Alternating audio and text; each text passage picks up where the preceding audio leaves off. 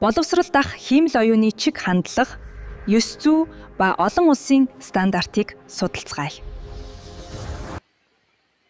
За, боловсрол дах хиймэл оюуны чиг хандлага, ёс зүй ба олон улсын стандарттай танилцгаая.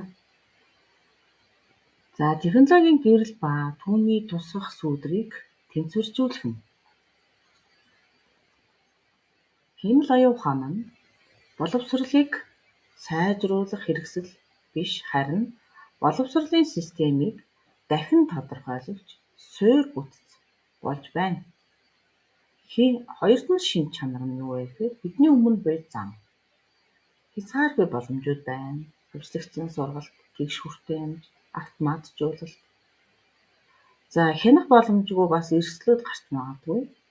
Яг гэвэл хиймэл оюун ухааны боломжууд, за түүнийг ашиглах явцад ялгуурлан одоохол хуулбарлалт, хуурамч мэдээлэл гарах ийм эрсдлүүд байна. Гэрэлт ирээдүй. Боловсрол дах хиймэл оюун ухааны өнөөгийн зураглалыг харцгаая. За, багш бидний хувьд бол ухаалаг багш тийм ээ. За, сурагчийн хурдад тааруулан заах, дасан зохицох ийм үйл ажиллагааны дараа л алгоритм биднийг ухаалаг багш болгож байгаа. Автоматжуулсан үнэлгээ. Багшийн цагийг хэмнэж, бүтээлч ажилд төвлөрөх боломжийг нь олгож өгч, цаг хугацааг хэмнэж өгч байгаа. Хөвчлөгдсөн сургалт. Дата дээр суурилсан сургалтын ганцаарчилсан замнал. За, парадигмын шилжилт буюу хиймэл оюун ухаанаас өмнө ба дараа. За, уламжлалт системийн хувьд бол сургалтын хурд бол зүгээр нэгэн загвараар бүгдэд үйлчилж байсан. Үнэлгээний хувьд зүгээр стандарт тест байсан. За, багшийн үүрэг бол мэдээлэл зөвхөн дамжуулагч байсан. Хиймэл оюун ухаан суурилсан системийн үед бол хувь хүнд тохируулсан сургалтын хурдтай. За, үнэлгээний хувьд тасралтгүй процесс суурилсан.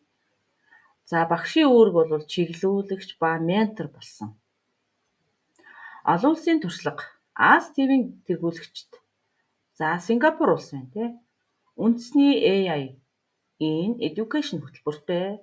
За, энэ хөтөлбөр нь бол сурагч бүрд зориулагдсан хиймэл оюун ухааны хувийн туслахыг нэвтрүүлсэн ариун туршлагатай. Өмнөд Солонгос 2025 оноос эхлэн сургуулиудад хиймэл оюуны дижитал сурах хүчийг аль биесээр нэвтрүүлэх бодлогыг баримталж байгаа. За, олон улсын туршлага. Европ болон Хойд Америкт. За, энэ талаар хэрхэн нэвтэрсэн байгааг судалцгаая. За, Европын холбооны улсуудад бол AI Act буюу хиймэл оюун ухааны тухай хууль байдаг. За, боловсролын салбарыг өндөр эрсдэлтэй ангилалд оруулсан байгаа. За, ил тод байдал хүний хяналтыг шаардсан эрх зүйн орчинтай. За, Америкийн нэгдсэн улсын их сургуулиуд дээр дараах байдлаар хэрэгжиж байна. Их сургуулиудын дотооддоо хөгжүүлсэн хаалттай AI туслагуудтай, мэдээллийн аюулгүй байдлын өгөгдлийн нууцлыг хангах бие даасан системүүдтэй байдаг. За, гэрэл хурц байх тусам сүүдэр төдий чинээ тод тустааг. Ёс зүйн эрсдэл. Нэгдүгээрт нь ялгуурлан гадуурхалт буюу bias. Bias panel гэж байна. Хүний бүтээсэн өгөгдөл нийгэмд оршин буй түүхэн тэгш бус байдал өрөөсгөл хандлагуудыг агуулсан асар их дата. За, орчин үед маш их дата, big data үүссэн байна. Алгоритмын хар хайрцаг гэж байгаа. Хиймэл оюун ухаан эдгээр өгөгдлийг шүүлтүүргүүгээр суралцаж хэв шинж болгон хувиргадаг. За, гажуудсан шийдвэр. Системээс гарч буй ялгуурлан гадуурхсан шудраг бус үр дүнгууд гарах магадaltaй. Гажуудлын бодит хор хөнөөл. Эрсдэлтийн систем. Үндэстэн, ястан, хүйс, гарал, үүслэр, далд хэлбэрээр ялгуурлах эрсдэл, алгоритм нь өмнөх амжилттай оюутнуудын профайлд хит тулгуурласан. За, дүгнэх системийн хувьд бол өөр аялгаар бичсэн эссе эсвэл цөөнх хэлний хэм маягийг автомат системүүд бууруулан дүгнэх үзэгдэлтэй. За, тэтгэлэг олголтын хувьд бол нийгмийн эдийн засгийн байдлыг урьдчилан таамаглагч датаг ашигласнаар ядуу бүлгийн сурагчдад боломж олохгүй байх тийм системийн алдаа гарах. Ийм магадлал гажуудал гарах магадaltaй. За ёс зүйн эрсдэл 2. Хуулбарлалт ба жинхэнэ байдлыг хямрал. За эсэний талаар танин мэдрэхүйн хөдөлмөрийг алгоритмд даатгах. За нөгөө хүн болвол 100% гэж үзнэ. Уламжлалт бүтээл бол ноорог, алдаа, бодлын хувьсэл байсан бол хэмэл оюун ухаантай хамтарсан тохиолдолд бол хэмэл оюун ухааныг редактор, санаа гаргагч, хэлбэрээр ашиглах, хэл хязгаар хаана вэ гэдгийг заавал тогтоож өгөх ёстой. Хүн болвол хэмэл оюун ухааныг удирдах ёстой. Хэмэл оюун ухааныг 100% гэж үзэж байгаа үед бол AI-аар бүрэн бичүүлсэн бүтээл танин мэдрэхүйн үйл явц тасалдах магадaltaй. За ёс зүйн эрсдэл 3. Хуурамч дүрс бичлэг, deep fakes.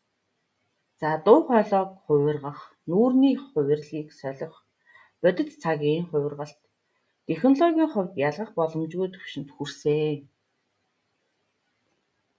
За сургуулийн орчин дахь гүнзгий хямрал, захим дээрлэхэлт, сурагчид болон багш нарын дүрсийг ашиглан хуурамч нэр төр гутаасан контент бүтээх, түгэх магадaltaй. За хуурамч мэдээлэл, сургуулийн удирдлага эсвэл багшийн нэрээр хуурамч мэдээлэл даалгавар тараах эрсдэлтэй. За итгэлцлийн нуран уналт гарах магадaltaй. За нүдээр харсандаа ч итгэх аргагүй орчин үүсэх нь сургалтын аюулгүй байдал ёс зүйн суурийг анхуулах магадaltaй. За эрсдлүүдийн онцлог. За их улс төрийн хувьд бол датаны гажуудал гарна. За хуулбарлалт буюу ялгарлан гадуурхал биасын хувьд бол датаны гажуудал гарна. Хуулбарлалт plagiarism бол generative AI хэлний загвар дээр илүү эрсдэлтэй. За хуурамч дүрс бичлэг deep fake буюу синтетик медиа үүсгүүр дээр энэ бол гарах магадaltaй. За боловсролтой хор хөнөөл тэгш бус байдлыг гүнзгийрүүлнэ. За бие даан сэтгэх чадвар уналт, аюулгүй байдал. За илрүүлэх хүндрлийн хувьд бол биасын хувьд далд маш хүнд байдалд орно. За plagiarism-ийн хувьд бол дунд хувьсагч шин чанартай байж болно. За deep fake-ийн хувьд бол өндөр технологи шаардна. За ингээд ийм эрсдлүүдийг бол оншилж болох юм. За гэрэл гарах зам олон улсын стандартууд гэдэг. За энэ олон улсын стандартуудыг бол бас мэдчих нь зүйтэй. За хүний хяналт энд заавал байх ёстой. Эцсийн шийдвэр хизээч алгоритмд бүрэн даатгаж болохгүй. За энд бол хүн төвтэй, хүн голдно байх ёстой. Хүн болвол нэгдүгээрт. За хүртээмжтэй байдлын хувьд бол технологийн цөөнхий давуу эрх биш, нийтийн сайн сайхны төлөө үйлчлэх ёстой. Ил тод байдлын хувьд бол сурагч болон багш нар хизээ AI-тай харьцаж байгаагаа үргэлж мэддэг байх ёстой. За хамгаалтын архитектур. Үнэлгээний шилжилт ба цахим бамбаа. Үнэлгээний шинэ хандлага. За энэ талаар ярилцгаая.